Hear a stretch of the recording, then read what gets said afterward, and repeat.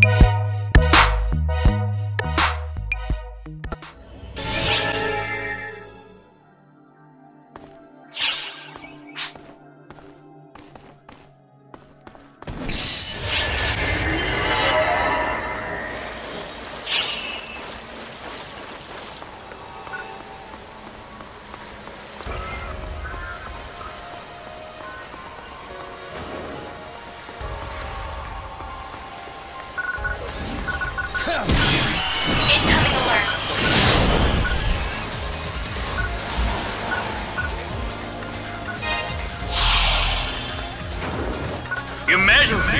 Code! Attack! Objective complete.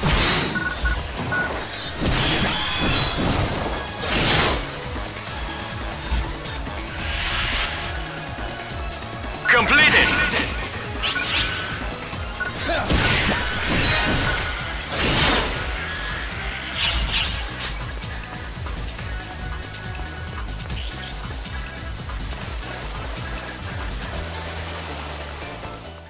Why, when you propose making a new class, you absolutely must acquire permission from advocates of the other classes. This class just lures enemies in with cuteness, but it'll jeopardize the bouncer's position. Even if ARKS does, I'll never go along with it. That's unfortunate. But Summoner has already been authorized by ARKS, so your permission is unneeded. Most importantly, I'll never be parted from my babies. Isn't that right, Katarine? Ouchies! That hurts, Katarine! That's so cute, it makes me want to throw up. No, don't do that, Katori. What's at issue here is the dishonor to bouncers.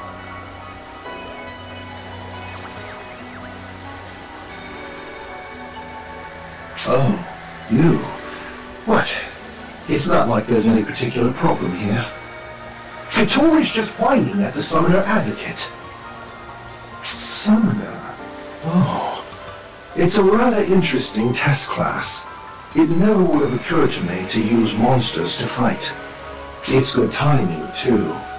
Things wouldn't have gone so well if this came up before Katori was chosen as administrator for the bouncer permit exam. Lazy is her MO, so she figures not having to fight for yourself means she could take it easy. She'd be a summoner without a second thought. Now that she is progressively mastering her art, it would be a waste to throw away her aptitude. But she's jealous that the summoners seem to have it easy, so she's complaining about it. You've nothing to say, Saga? Hey, Mr. Training Fanatic, the bouncer's honor is at stake here. I mean, look at this. Summoners clearly got 16 different ways to slack off. It's not fair. Now, don't go spouting biased accusations. Hey, you! Feel free to give him an earful anytime. Mon ami, look at what a good mood Katarine is in. How are your babies doing? Oh, wait, no! It could not be. Has this miscreant poisoned you against the summoners as well? Listen, what is the meaning of you stooping low to become a summoner rather than a bouncer like me? Depending on your answer, maybe I'll consider becoming one. What do you say, Saga? Permission denied. Now, it's time for training. Hey, wait! I'm not done yet! And I'm free to pick whatever class I want! Any class I want! You have a duty as representative of the bouncers. Your authority stems from fulfilling it. How is training part of my bouncer duty? What a lively one she is. Eh, Katarine? She may have some sharp opinions, but never fear, for I shall never leave you. Yes, I know. I know you're happy, so stop headbutting my leg. Ouch! Ouch!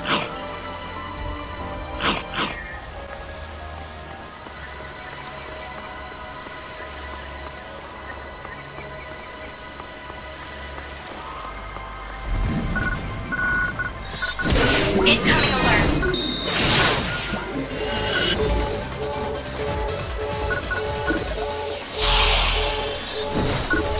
Emergency! Code! Attack! Objective complete.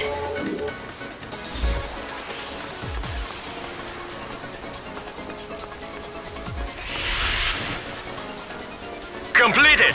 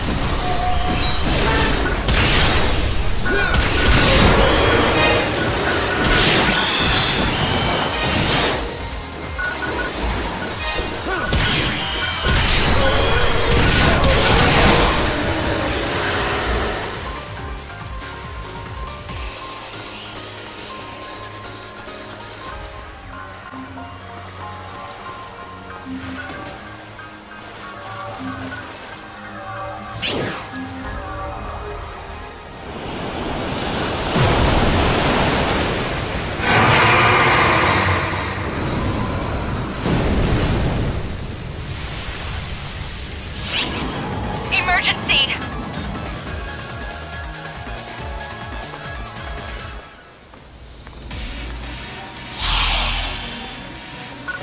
Emergency! Code! Due!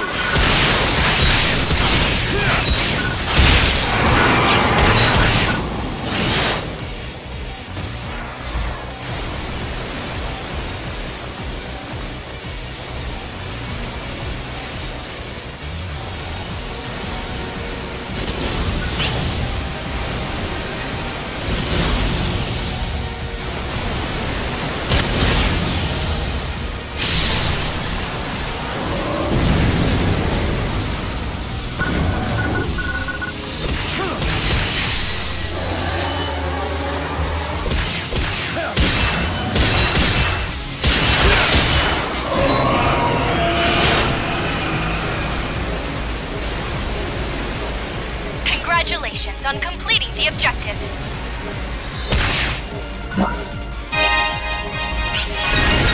That's enough. Please head down. Completed!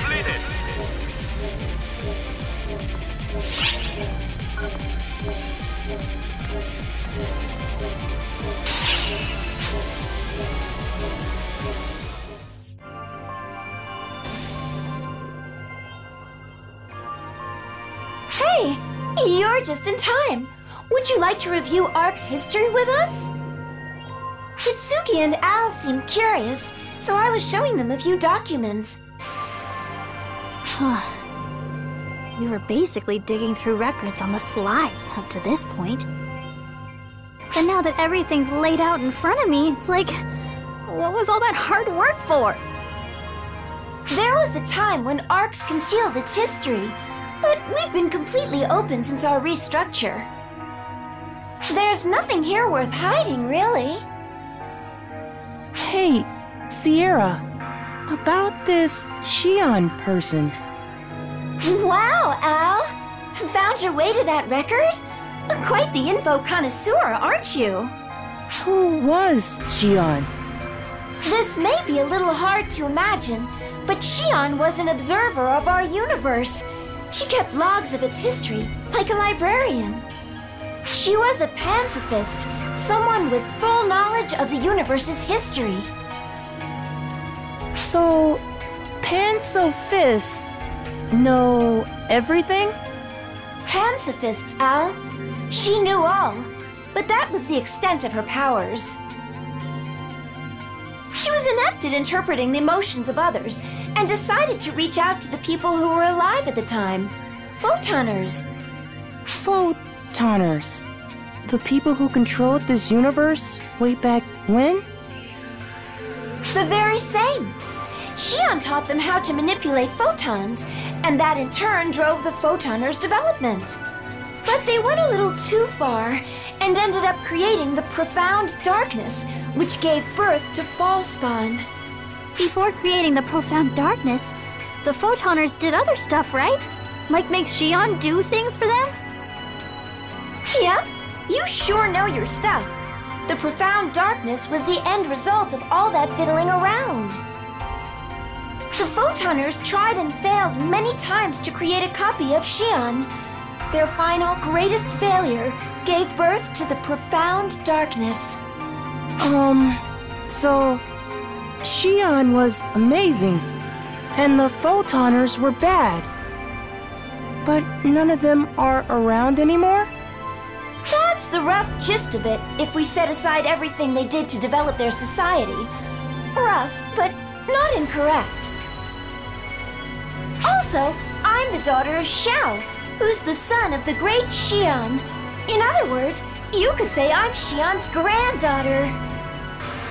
You're the granddaughter of such a great person? Then, does that make you a great person too, Sierra? No question about it. I'm downright amazing. Go on, let the compliments flow.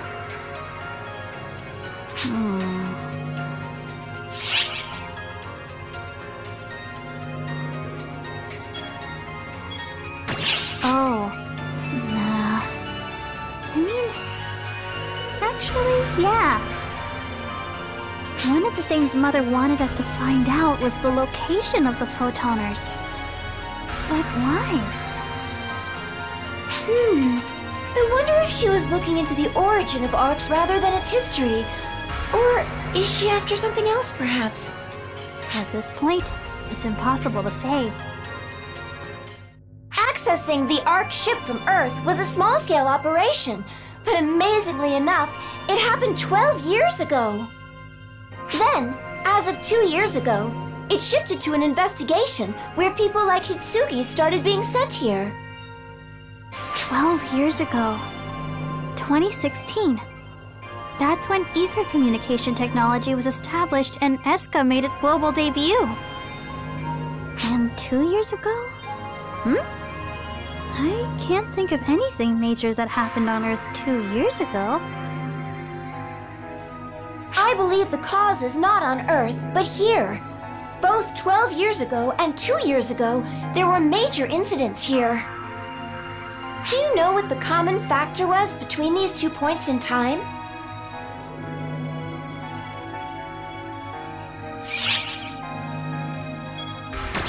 That's correct. My analysis indicates that the return of the profound darkness was the trigger here.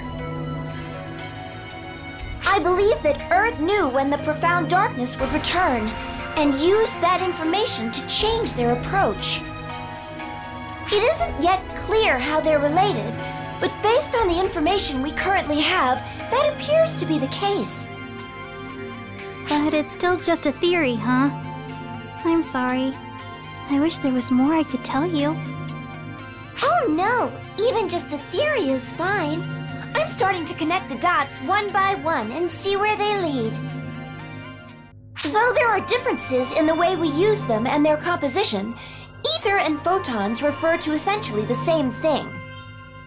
That is why we were able to detect Hitsugi, or the sudden appearance of the enemy forces on the ARKS ship. Ether cannot produce as much energy as photons, perhaps due to dimensional discrepancies. However, it excels at constructing information. In essence, they are particles adept at creating shapes or relaying communications. That said, as particles go, they are fundamentally identical. If the same principles apply, that opens up all sorts of possibilities. Sort of like a puzzle coming together. However, that also means they could monitor us in the same way. The other side must be able to use ether the way we use photons, so we need to come up with a countermeasure as soon as we can.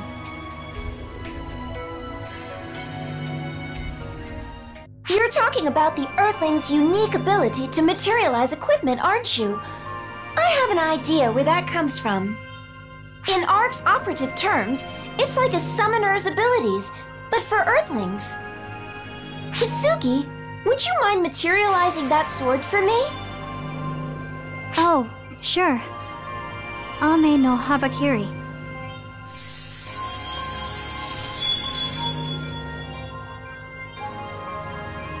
How's that? Great! Thank you!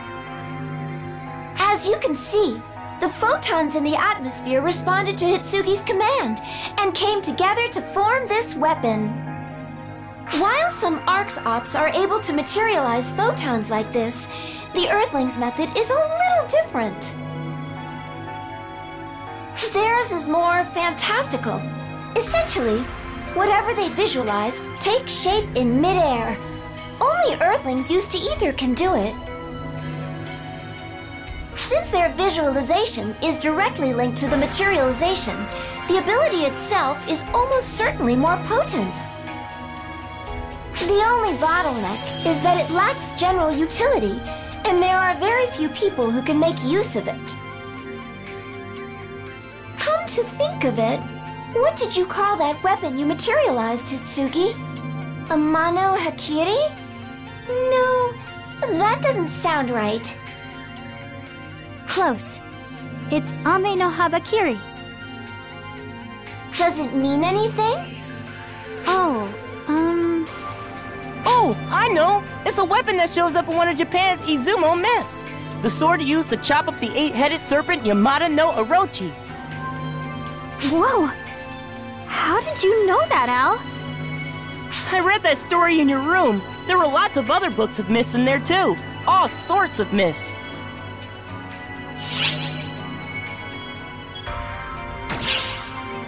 I do like mythology, but I'd say I also like heroic tales. No matter what actually happens in real life, reading a book about a hero and imagining it for myself, there's nothing else like it.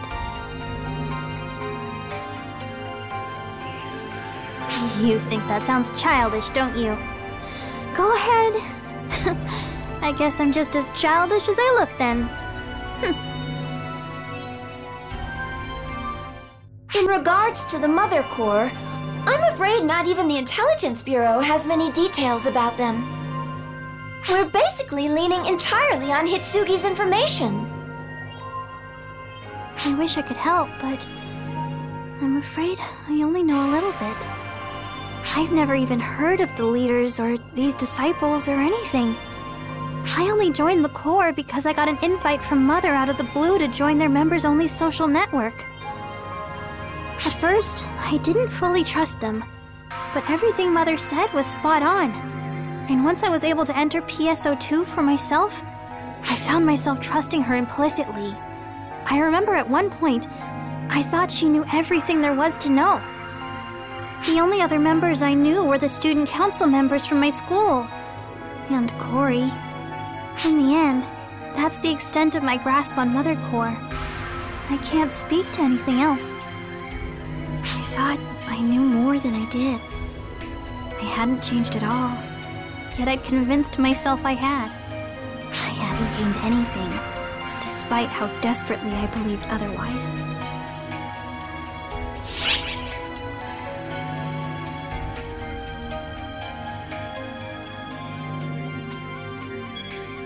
I've heard that before too, and I agree.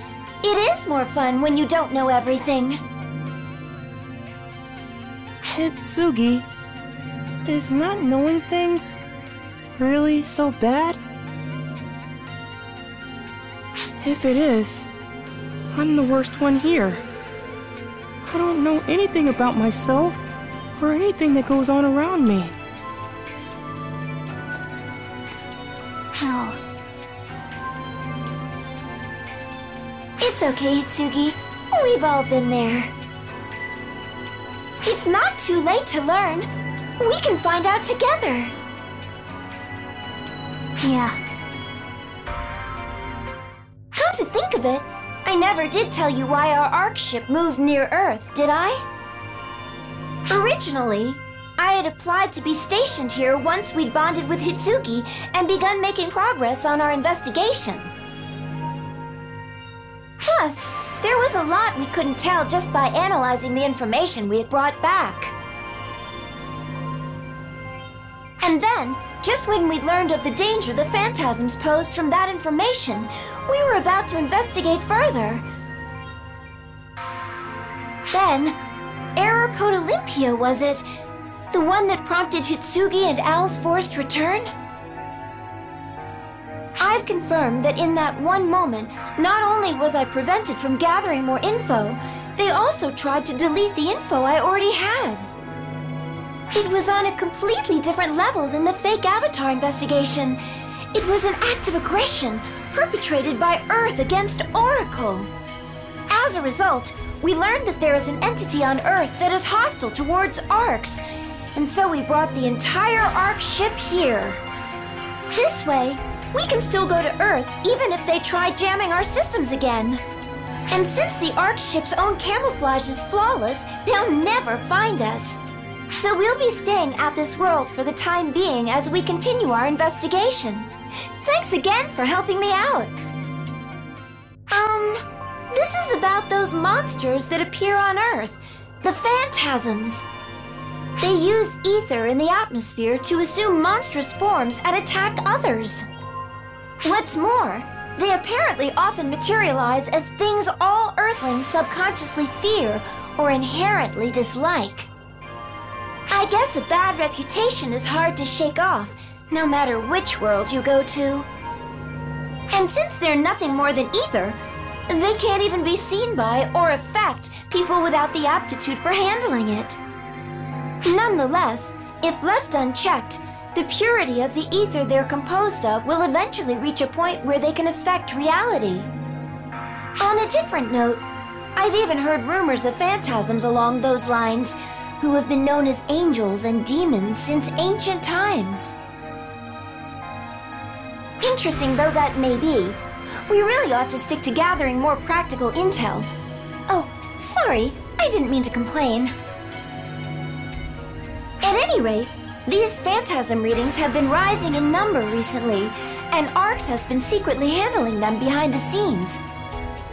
They're using the info provided by the Intelligence Bureau's Collaborator to quickly subjugate them before they become problematic.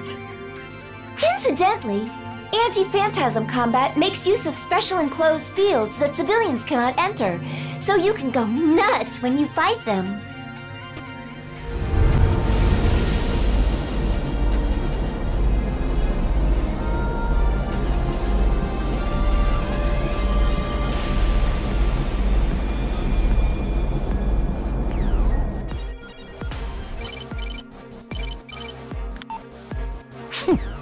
I had a feeling you'd call me soon. Hakito Ane, you've gone too far in materializing such a large-scale phantasm. You're going to blow our cover. Don't waste your breath on me. Go tell it to my emerald tablet. What? It's out of my hands now. It has become the perfect weapon, you see. It no longer requires my control in order to excel. I'm simply here to observe the conflict born of my greatest masterpiece. As its creator, I must revel in its glory. Now go, my emerald tablet. Make your glory known to all who look upon you. Be the herald of my infinite power.